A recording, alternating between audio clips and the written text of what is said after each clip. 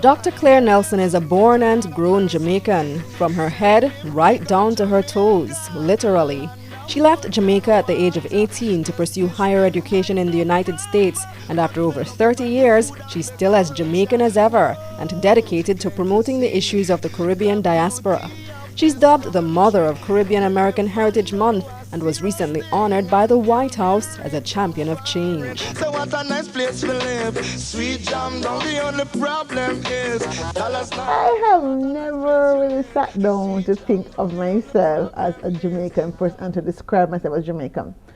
But as I sit down to think about my formation and who I am, for example, just receiving a couple of days ago the White House champion of change, being the only Caribbean person I believe so far to have gotten that accolade, being a Jamaican in that space, in the space of Washington D.C., trying to navigate U.S. policy ground for Jamaica and the rest of the Caribbean. I do sometimes think, how did I get to this space? I like to think that growing up in Jamaica at that particular time was very instrumental in my being the Jamaican I am today. Growing up at St. Jude's High School for Girls in the 60s, right after the Black Power era, we were the first girls to wear afro, the first to be conscious of the notion of color coming out of the Jamaica, where only light-skinned people could work in the bank, to the 60s where that began to change. Growing up in an era of Rastafari being a new philosophy and opening our eyes up to our Africanness and helping us to embrace that as a good part of our being. Growing up in a Jamaica where the better must come philosophy was really imprinted on my psychology. I think that Jamaican is who I am. That Jamaican who believed, as Michael Mann used to say, that we are able to change the world economic order. I mean, I left St. Jude's High School truly believing that as a Latin girl who did the sciences in GCE, I was going to be one of the leaders who would change the world order. And so that kind of confidence that was imbued in the Jamaica that I grew up in, the 60s Jamaica at St. Jude's High School, I think that's the kind of Jamaican I am, a confident, self-confident, self-aware, explorative, seeking to learn always, compassionate, conscious Jamaican.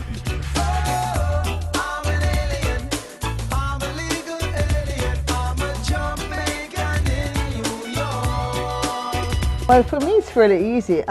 When you're engaged, as I am, in promoting the development of the region, of the Caribbean region, I can't help but be Jamaican as part of that process. I would say to a large extent myself, because I live outside Jamaica, I'm more Caribbean than I am Jamaican. But with my roots being Jamaican, that's the core of who I am. Growing up in the 70s, 60s and 70s in what I call better must come Jamaica. The only daughter of a teacher who at that time was a very respected member of society at an all-girls high school, St. Jude's High School. My formation, political formation, social formation is very, very strong. I have not really changed much since I left Jamaica politically or philosophically. And that is evident because I find being in Jamaica on the strip, people who I've not seen for 30 years says, Claire Nelson. And so I'm saying, I think it's beyond just the visual, because I mean, I've gotten a little bit, let's say, plumper. So I think it's beyond the visual that they pick up. I think they pick up my essence, and my aura has remained very much the same since the age of 18. I haven't really changed much politically. I do believe in those first few years, I clung a lot to my Jamaicanness, and I think I imparted Jamaicanness to many of the other New York Caribbean people who did not grow up in the Caribbean. I remember we had a folk dance group, we taught them folk songs because I came out of a very active childhood. I was very engaged in Sunday school, Girl Scouting, was very active in making up skits and performing, for church. So I knew a lot about the culture. So because I ended up teaching the culture to the New York, quote unquote, Caribbean Jamaicans, I ended up, I think, probably become even more grounded and keeping when you're in exile, even though it's a self-imposed exile in that sense, you do, I think, as a Caribbean person, as a Jamaican person, cling to something in order to survive the rigors of the challenge of the everyday life in a foreign land. I think in order to defend or defy any would-be critics, I don't know if they were or not, because I was very isolated, I probably even became more Jamaican. I like to laugh at myself. I remember my days in university, especially in Purdue, where in the cornfields of Indiana, somebody who looked like me was probably a strange sight. Think back to the 70s. I used to wear my hair in tiny plaits, which was not fashionable. I used to stitch in cowrie shells, fishbone, and any kind of thing that could be stitched into my hair. I wore long Rastafarian-looking clothes, tie-dye skirts, male clad shoes with multicolored socks, and I'm in the engineering department. Even the black people didn't know what to do with me. I mean, I was like this anomaly. I was a strange sight. And I think I decided since I was so different, I would really be different, look different. And in that sense, as I said, I did hold on probably, and even probably exaggerated my Jamaicanness in order to survive the pressures of being sometimes lonely, depressed, and away from, what is my ground and my center. If you love Jamaica, let me see your hand.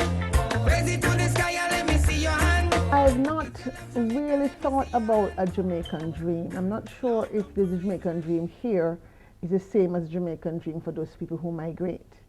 I know for sure for the Jamaican people who migrate, the vision is that we're going to go away and become somebody. We're going to go away and live out our dreams of being the best person we can be. No, for the Jamaican diaspora, that's for the individual dream. For the collective Jamaican community, or what I call the organized diaspora, those of us who are engaged in the alumni associations, we're engaged in hometown associations, the Jamaican Nationals, Jamaica's Association of Maryland, Jamaica Association of New York, all of these little groups that make up the National Association of Jamaican Organizations.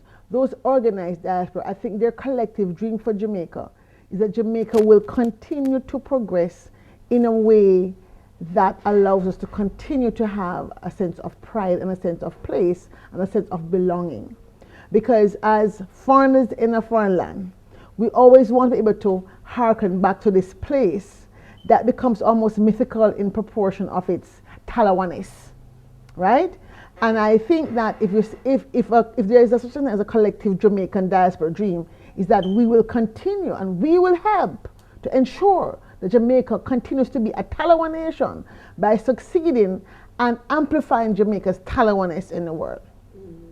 Now, as a local level for Jamaicans, as I said, I'm not sure if they have a dream, but Jamaicans have a national pride, which is about being Talawa, with little but with Talawa. And I think then that by extension, the dream would be for us to continue to maintain our place on the world map, which is much larger than our little speck of dot would indicate.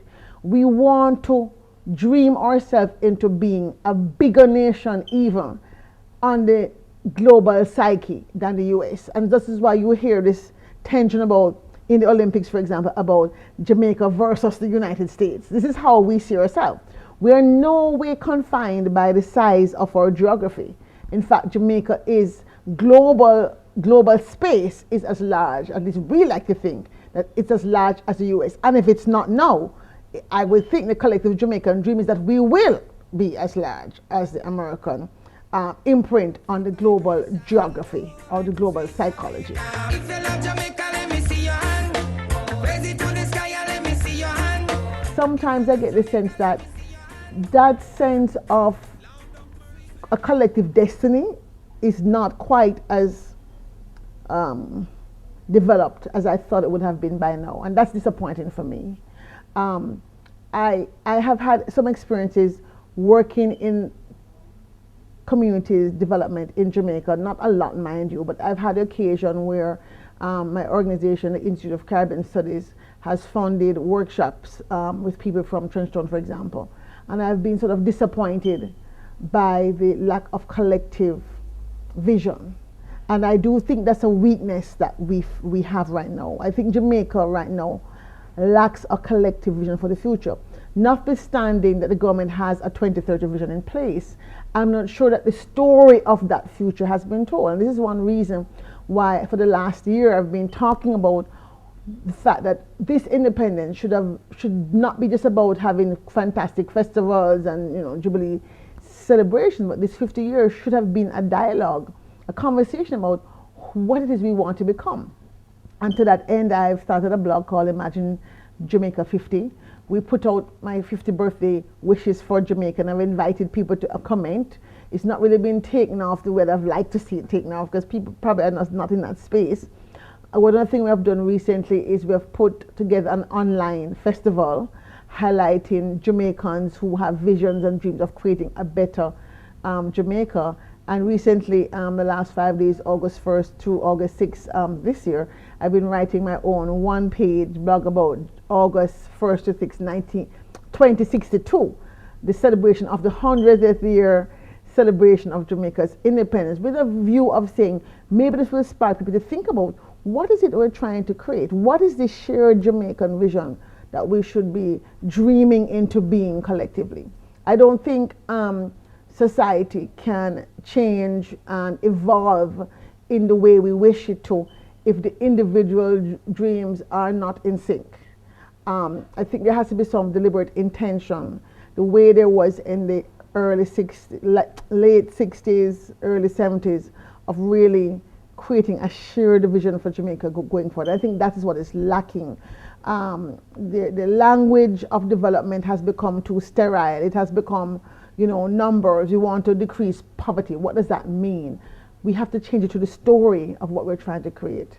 And I think until we're able to do that, Jamaica will only have these highs of moments of collective glory, like the Olympics, winning the Olympic gold. But we squander that energy, we squander that richness, if you will, by not channeling it into a collective. If you love Jamaica,